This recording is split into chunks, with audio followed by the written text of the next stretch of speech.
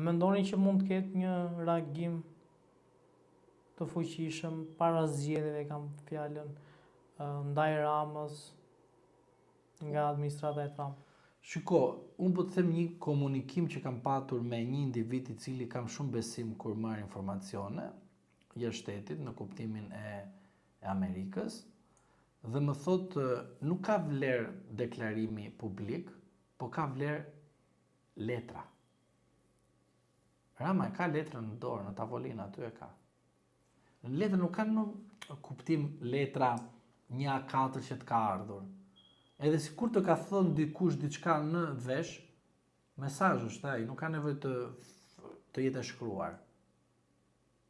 Letra është aty, se nuk mund të them fjala është aty. Letra është aty, është çuar mesazhi. Mesazhi është shumë I qartë. Që është? Edhe si kur ta marrësh, I vetëm nuk do ta marrësh. E kanë bërë qartë amerikanë? Po shumë I qartë kjo gjë. Edhe si kur ta marrësh, edhe të mundësh me padrejtësinë, sepse në meritokraci nuk merr asnjëri s'merr mbi 70, me meritokraci asnjëri për këtyre s'merr 70 mandate ta harroj vetëm. Mesazhi është shumë I qartë. Letra është aty. Sazanin mund ta japësh me ligj për të bërë të kënaqur këtë duash, por nuk funksionon kështu institucionet amerikane. Dhe përveç kësaj, duhet të kuptojmë qartëzi që Shtetet e Bashkuara të Amerikës kanë ndryshuar linjë, nuk është më Departamenti Amerikan I Shtetit ashtu si ishte me burokratët e Bidenit. Rasti tjetër tipik. A thoshte Donald Lu që jemi mirë, kemi punë, prosperitet edhe kështu me radhë, në fund fare I thonim ka kanabis, edhe thoshte s'ka kanabis, në Departamenti Amerikan I Shtetit kanabis I thoshte ka dalë edhe në edhe në është mbjedhur edhe akoma dhe në rrugët e Shqipërisë. A dilte ky? Tani kush është mashtrues? Departamenti Amerikan I Shtetit që thoshte Shqipëria ka kriminalitet të lartë, apo një ambasador I cili thoshte që s'ka? Që bënte presion gjyqësorit për të përfituar institucionet të tjera. Private flas, jo shtetërore. Kush ka qenë atashuar pranë Partisë Socialiste? Yuri Kim. A I thot partisë kundërshtare të Partisë Socialiste do hani bar ju? Asnjë ambasador nuk e thotë këtë, sepse nuk futet kaq thellë një ambasador tek partitë.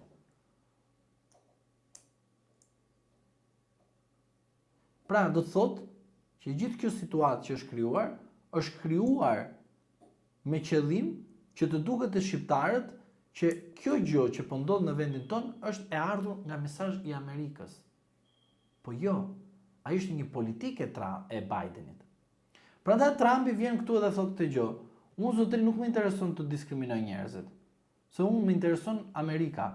Por ama nuk mund të pranoj individë të cilët kanë coptuar interesat e Amerikës në raport me shtetet e tjera, duke privatizuar objektiva të caktuar për t'i parë për përfitimet individuale dhe private. Dhe këtë duhet të ruaj unë si Trump. Që do të thotë, letra është aty, mesazhi është I qartë, po do ta marrësh mere, po e more ke pasoja.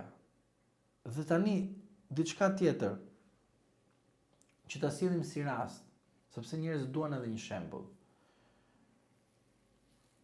Ka njerëz që besonin që Sajmit Airi do shkonte në burg, po ka edhe ata njerëz të cilët nuk e besonin kurrë. A ndodhi një fakt konkret? Po. A ishte zoti Tahiri një ndër pretendentët të bënte edhe kryetar Bashkia e Tiranës? Po. Flasim ato që janë të vërteta, që I dimë të gjithë ne. Po. A ka qenë njeriu I mbështetur I Edi Ramës? Po. A ka ikur nga jeta politike? Po. Po të njëjtin mendim kanë pas shumë njerëz, jo unë, dhe diçka tjetër, unë as njerëz kanë votuar në zgjedhjet lokale të 2015-ës. Sepse kam parë që të dy kandidatët ishin pa vlerë për mua. As në 2019. Që do thotë asnjë vlerë. Po për Erion Velin, a kishin të njëjtin mendim që është I fuqishëm? Po. Po sot ku është?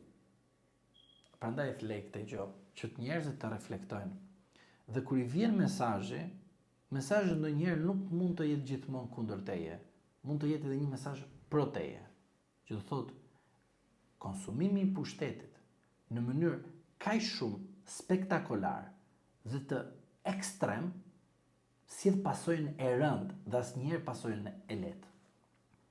Dhe prandaj ky paralajmërim është për zotin Rama, që pasojat të jenë të lehta. Jeni në politik, mund të bëni edhe marrëveshje. Po kurse si I vetëm. I vetëm do të jesh I izoluar. Një ngjarje ku ka trazuar Serbin, ku Aleksandar Vučić U smui shkreti, ja? thuhet që është sëmur, po disa media serbe raportojnë që është përzënë nga shtëpia e bardhë, nga shefja e shtëpisë bardhë, e cila vajzës së cilës është pjesë e kompanisë së lobimit që është pajtuar, po themi, nga shqiptarët e Amerikës për të bërë lobimin për Partinë Demokratike. Dhe thuhet që Vučić nuk është lejuar që të takohet me presidentin Trump, pikërisht nga që ka qenë ndërhyrja e shefes së kabinetit Donald Trump. Po për të njëjtën person, mediat pranë opozitës kanë raportuar që në disa herë zonja ka prishur disa takime të mundshme që kanë qenë duke u planifikuar mes, po themi, administratës së Trumpit edhe vetë Trumpit me kryeministrin Edi Rama. Shiko, që është e vërtet që këto të sorosianët janë bërë kaq shumë keq, janë bërë. Sepse kur ka qenë Bideni, janë bërë kaq shumë gjëra të tmerrshme, jo në raport vetëm me botën, por me Shqipërinë, Serbinë dhe Kosovën, që unë them pse bien viktim dhe është e kot të besoni çdo individ I cili mban një flamur dhe të thoni që derisa ky është ambasador, normalisht ky përfaqëson interesat e Amerikës.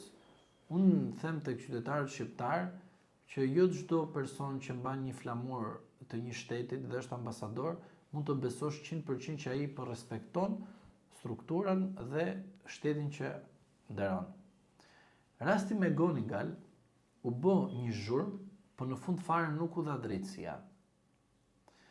Rasti I Vučićit që u smur për një takim të mundshëm me Donald Trumpin, kjo është e vërteta që tregon qartësi për ata që kanë dhënë sazanin tek familja e Trumpit për të joshur ata që të kenë një qasje të ndryshme në raport me Shqipërinë dhe Sorosin.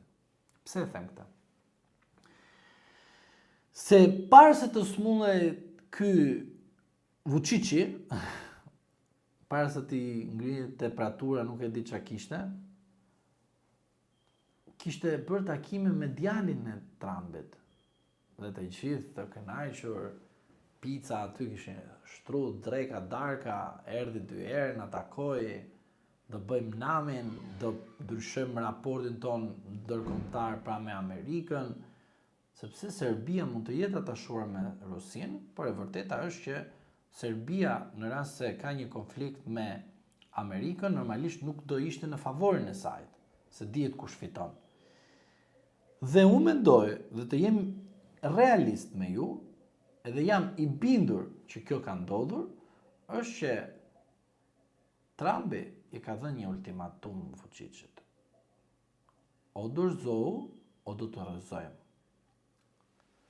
Nuk e di a e pe politikën e jashtme apo të brendshme të Kosovës, por unë kam folur me shumë miq nga Kosova dhe I thoja diçka atyre. Kur doli Grenell dhe bëri një deklarat, mora 2 gazetarë të më vërtet. Po të paktën njëri është që më përgjigj direkt dhe kam një komunikim atë, po personi tjetër nuk u dha përgjigjen ashtu siç u do, në kuptimin që doja një përgjigje të saktë. Ma dha shumë të lëkundur. Por personi që unë komunikoj dhe vazhdoj të komunikoj me të dhe I them, nga kjo deklarat I them, a keni ndonjë presion si shtet, sepse kjo deklarat e Grenellit për mua është shumë çuditshme, ka çuditë të madhe, nuk e kuptoj pse ka bërë këtë deklarat. Dhe nuk mendoj se Albin Kurti do të marrë mandate shumë, dhe kam frikë, dhe besoj këtë gjë. Dhe më thot, mos ke merak se çdo gjë është e qartë, ai e formon qeverinë, populli do ta votojë, kjo ambicia e tij ishte mbi 500.000 vota, nuk e di, qeveri do ketë sigurt. Or I thash, kam frikë mos nuk do keni parlament, se qeveria e di që nuk do keni, por parlament nuk do keni dhe shikoni faktin që në Kosovë nuk formohet dot qeveria, po jo edhe parlamenti. E lidha këtë për t'ju thënë diçka shumë konkrete. Grenell reagoi për Serbinë, për Kosovën. Grenell reagoi për Serbinë bashkë me Trumpin një tavolinë. Çfarë tregon kjo gjë? Që linja Trump në Kosovë dhe në Serbi nuk është linja e Departamentit Amerikan të Shtetit. Pra ka ndryshuar qasja. Tani të gjithë duan të dinë po me Shqipërinë çfarë ka ndodhur. Dhe unë duhet t'ju lidh te kontrata 26 milion euro të lobimit. Kjo kontratë pse është bërë 24 muaj dhe jo 6 muaj?